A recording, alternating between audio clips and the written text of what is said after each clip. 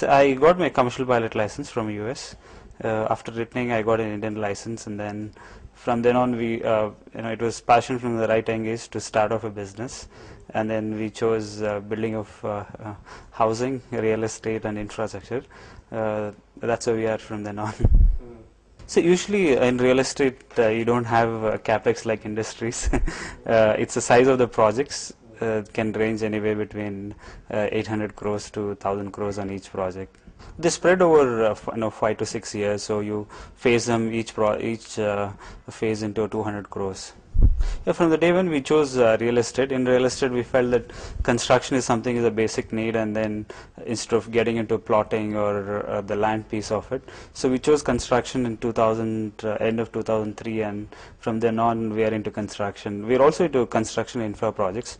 We also into railway, building of new railway lines and track works. We've executed 5 projects. We have 3 more on the line. Now we are mainly focusing on Alien Space Station 1. And then we are moving to Space Station 2 and Hub project. See, SS2, we already have all our diagrams, we already have customers in place, but we're taking a little longer to get the approvals. By this time we should have started. We should start at least in February. Hub will take other 6 months from then on. We are targeting from upper middle class, as of now. The middle class can be anywhere, the flat cost anywhere between 25 to 40 lakhs, and upper middle class can range anywhere between 35 lakhs to 70-80 lakhs. We also have high-end penthouses with a lap swimming pool ranging between 1.75 to 2.5 crores. I think that's something which we always look forward when the markets are good, because that helps us take up new projects.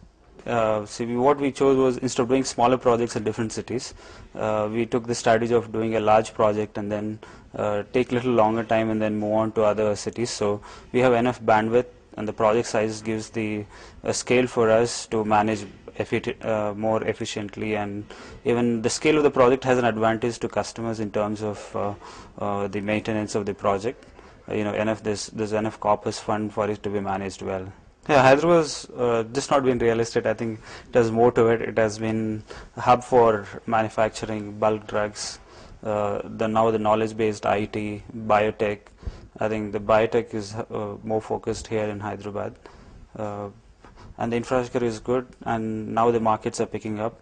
So I'm sure there's a lot of activity that's going to happen. So in around city we have about 50 acres. Little away from the city we have about 700 to 800 acres. I think most of us in the last 3 years have taken very large projects, which would take at least 5, 6 any of these projects. And there's no need to unnecessarily carry the inventory on us. So today land banking is no more an asset which was 2 years back, which was assumed to be. Today it's about how fast can you execute and how quickly can you give them the possession. Our focus would be on developing the properties. Yeah, definitely price have softened and volumes have picked up, and real estate always is going to be have its own cycles. So now again it's on an up cycle. We've seen down cycle somewhere in the end of 2008. So 2009 has been moving up, and the volumes are picking up. As you see in cycles, so sometimes you enjoy higher margins. Sometimes, your selling price is less. You are lucky that your commodity prices have come down. Your margins are still there, and you have to compromise some margins for your volumes. You can have high margins, but if you end up selling less flats, it's no use.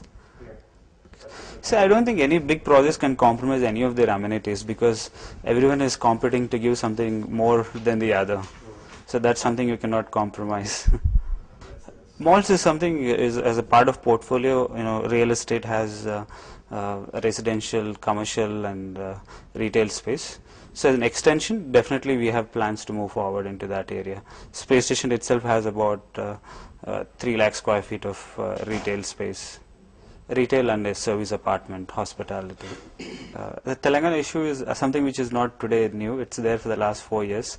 The first, I think 2 years back, we were definitely slightly affected, but now we've learned how to live with it, and it's not going to much change the way we're going to live. Yes, definitely for a week or 10 days there's going to be a disturbance in the working timings and other support like banks and other areas.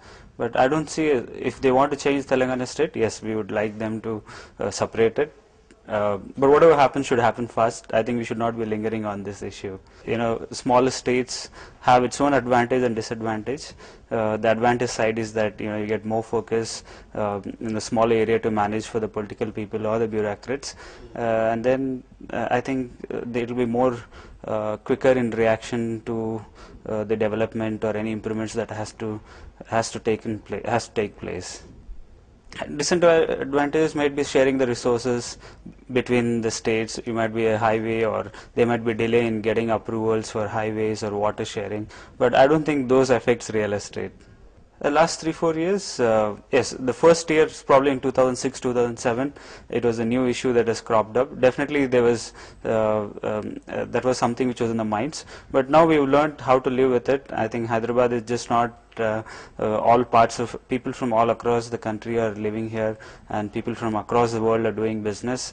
This is only a political issue that, okay, you might have some of the state resources that you're sharing. It can be in terms of water resources or mining. Real estate as such would not be affected because it will continue to grow. We have the best infrastructure in South India. So I don't see as a major hit on the real estate.